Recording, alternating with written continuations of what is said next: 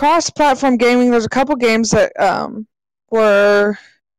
that have been talked about coming out for being cross-platform. I think Battlefield 1 was talked about cross-platform.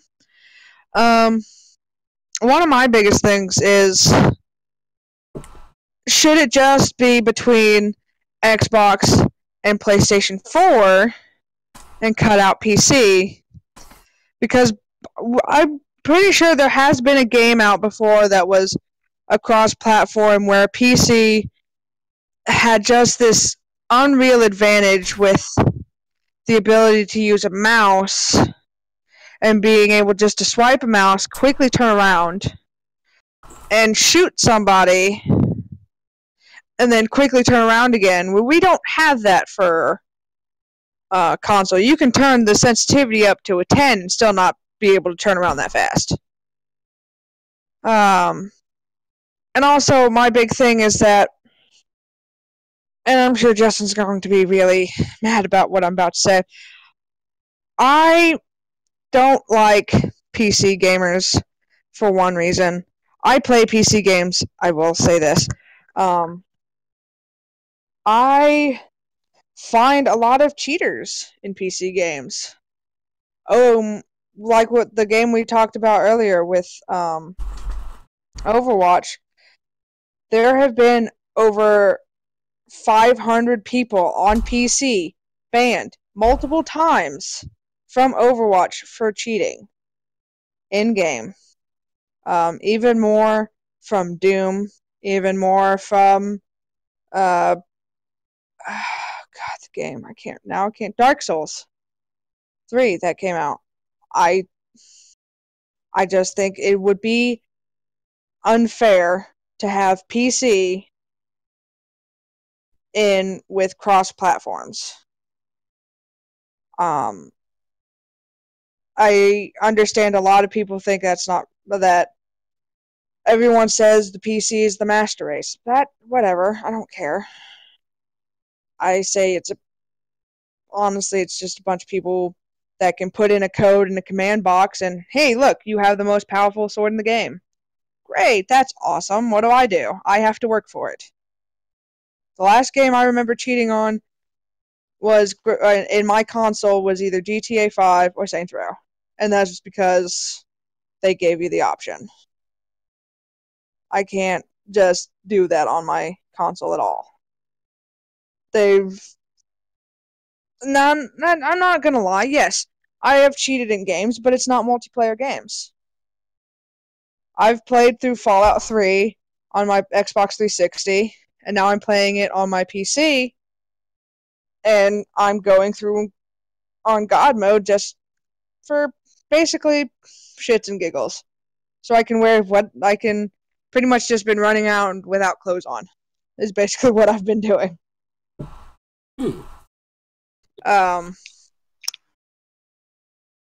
It's something that I've thought a lot about with some of these people talking about cross-platformers. There's some games I think could be fun with cross-platformers because it would be harder to cheat in, but I just don't think cross-platformers should include PC.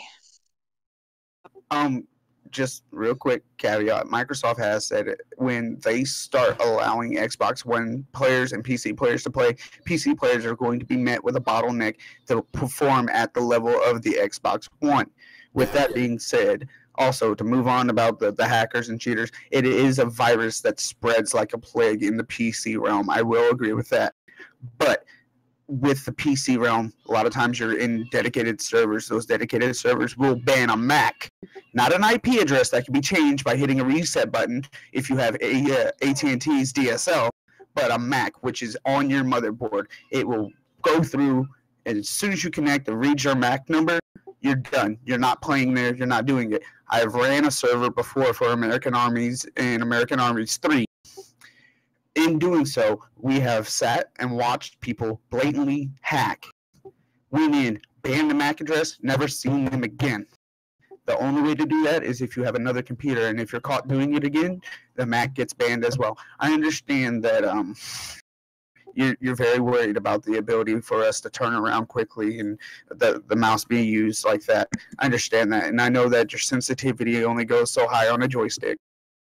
But with that being said, Microsoft has openly put it out there that we will be met with a bottleneck to not have a blatant advantage over PC gaming or console gaming. Sorry. Yeah, and see, to add to that, it's like you just said, I was like, they could easily put in coding to delay their input or this and that. But to add to that, it's like we've had the same cheaters and hackers on console, whether it be lag switchers to people who have modded controllers or modded consoles. It's a plague and a virus anywhere and everywhere. I think it'll actually bring gamers as a whole and as a community together and stop with mine's better, no, mine's better, and that whole mentality. And it's just like, let's play together and just be a unit together. Yes, we'll always have bad apples, but over time, especially they implement those bottlenecks and those programs to put everybody at exactly the fair pace. I can see it working, and I can see it being a very good thing on the community. Now, don't get me wrong. I've been waiting for this patiently ever since I heard Microsoft say when they were releasing Windows 10 that Xbox One and Windows 10 are about to start becoming one, pretty much. I was really excited to hear it. I wanted it to happen. I wanted it done like yesterday because for so long have I had friends or family who's all they play is consoles. And with that being said, I'm PC. I don't buy consoles. I mean, what I would spend on a console, I put into a PC, and I'm good for 6-7 years. Now, but like you said, cheating and hacking. What's the Contra code again, Remo? Up, down, down, left, right, BA. Start. Yeah. Well, on some of the games you don't have to do it.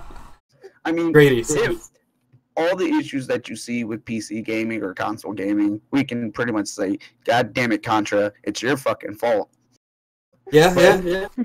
But as far as cross platforms, I agree that it would bring them together. We would all start coming together, and especially since a lot of games, correct me if I'm wrong, for console are in a virtual store anymore, like Steam, right?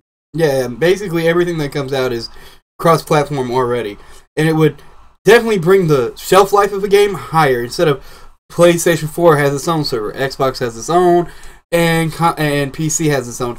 One big server would mean you want it and we know this with just multiplayer only games. Like after like a month or two, it starts to dwindle on the players, and within a year and a half, like nobody's playing it except for a few dedicated people, and you can barely ever find a match.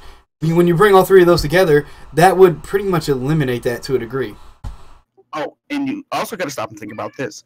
If game publishers and developers do not have to pay for an Xbox server and a PlayStation server and a PC server and just pays for one server, I mean, that's what a lot of these younger gamers, not necessarily our age bracket, but the younger ones don't stop and see. It costs money to run a game server. Yeah, I've been a part of that before with an online clan. But if you can just have one server that does all three major consoles, maybe even a Wii, hell, throw Wii in there too. Why not? Why have all four kicking off on a fucking Mario Soccer or something of that nature? Or Mario's CrossFit, whatever Mario game they're pumping out this week. But if you only have the one server to pay for, stop and think about that.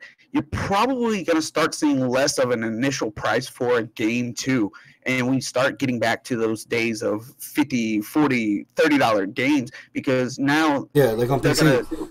They're going to have the one server to run instead of all these other servers that you're pretty much, with the mentality of, oh, you bought that for Xbox. Well, did you know that 2% or 3% of what you paid for your game is going to pay for our PlayStation server?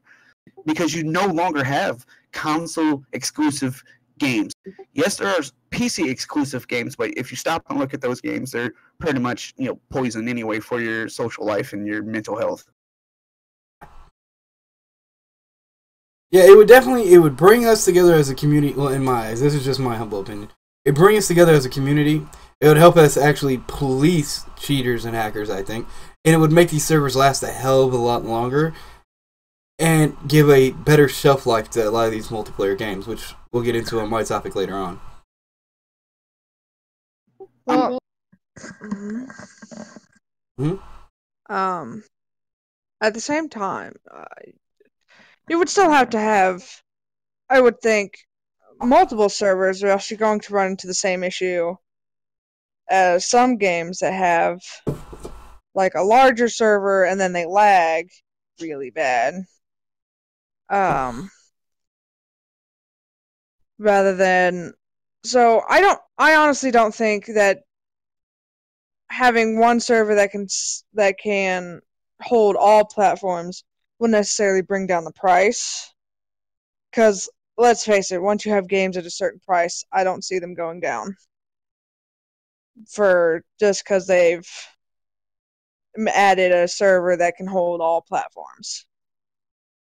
Well, that would be something that I would really curious to know too. Would be like, sorry, I was talking really low because like me and Dean are in the same room. Oh, you're but fine. like, what is like, so I've never run like a dedicated server, so I've never really had to worry about the cost option of like running something on like a game or anything like that. But in kind of like adding into what Deanne and Justin both were saying, like Justin was saying, you know, it would be more efficient to have one server versus 3 for the sake of the argument for a PC, Xbox, and PS4. But what would be the like? Is it really more cost effective if you do end up doing that in order to make the gameplay equal for everybody? Is it cheaper to have 3 individual ones or pay more to expand the server? Like, which one is more efficient? Expanding one server, because when I was with my clan for American Armies, we had 3 different servers located, one in Chicago, one in DC, or not DC, sorry, Dallas, and one in Spokane, Washington, just to try to give our guys, because we had a large group, just try to give our guys a little bit more depth. Well, what we did was we dropped all 3, went and made a bigger one that held 32 people instead of just 24 apiece, and put it in one centralized location in Kansas. And lag spikes dropped, constant in and out, people playing. I mean, the server was almost always full. And then we opened a second one in Kansas. Yeah, I understand where Monkey Paws is coming from, not just having one dedicated one, but if you have one that can do all 3, expand it to its max capacity. And if you still are meeting revenue and cost and everything like that, look into opening a secondary one that still runs all 3. And it's better for maintenance too. On top of that, it's easier to maintain and do maintenance, so the lag isn't as bad and so forth. Yeah, and that's part of the reason why I was asking, because if you've played DC Universe Online, that one is cross-platform between PS4, Xbox One, and PC, and the wait times are 3 hours. If you didn't know that, Deanne, yes, that one is cross-platform. Yeah, and the problem with that is, the thing with that is it's a free-to-play one, and I think a lot of that has to do with them wanting you to buy the premium package to get in immediately. Hey, you buy this, you're immediately in. If not, you're going to wait 3 hours, you know? Well, yeah, I mean, there's always some kind of gimmick to get, because they can easily take what they make from people paying that and open up a secondary server or expand the one they have to allow more people in. But if you're paying the big bucks to get in ahead of everybody else, why not? Yeah, here's the thing. Here's the thing when it comes to cost of the actual game. I've noticed with a lot of PC multiplayer games, I was going to kind of say this for my topic, but for PC, it's a lot cheaper. 20 to around 40 bucks, where our games are always 60 bucks, and we get a couple servers, and we don't get to play with as many people as if we did all 3. You know what I mean? So I wonder if that would actually bring down the price, because it would be a cross-platform price tag, you know what I mean? And PC is very strict, especially Steam, on what the prices are for multiplayer games only, and it's usually pretty damn cheap. And they won't budge from that. Steam is real big about, and you'll see games maybe a week before they premiere with Steam. They'll drop the price, and you stop and you go, well, I pre-ordered it for 60, and now it's at 40, and I should have waited and stuff like that. You'll see that a lot with them.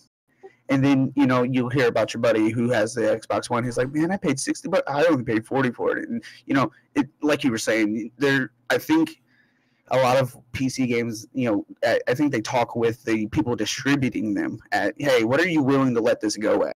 Because we can almost guarantee if we drop it 20%, you'll see probably 15 more orders 15% more orders that day.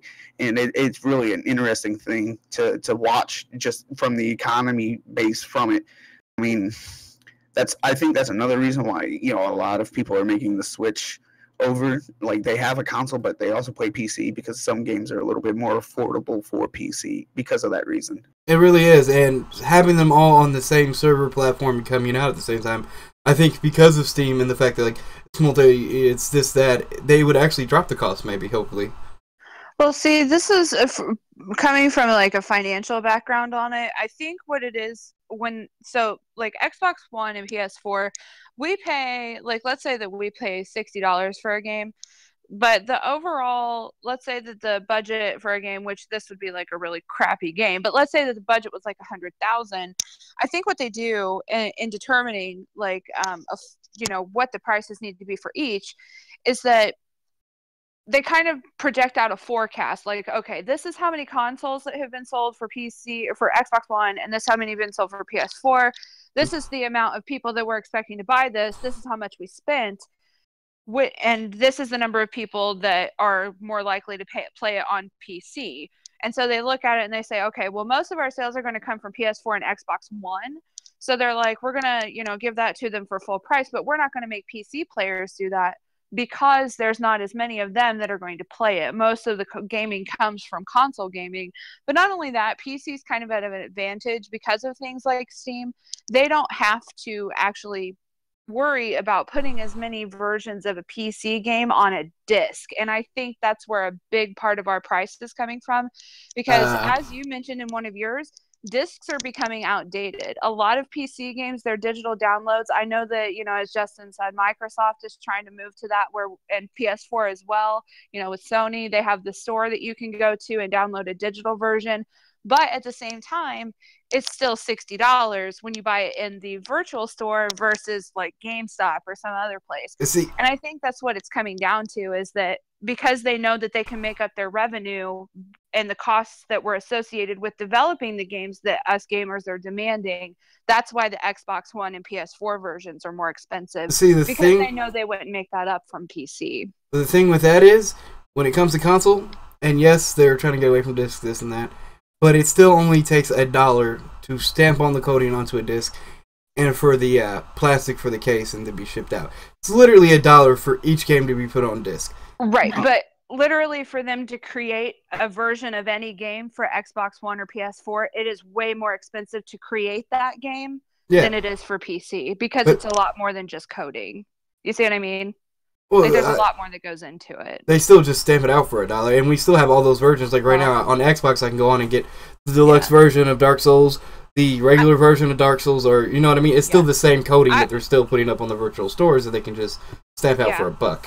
I was just letting you know from my financial background, because I have a background in finance. So I was just letting you know that, like, from a development and costs and supply and demand standpoint, that's more than likely what it is.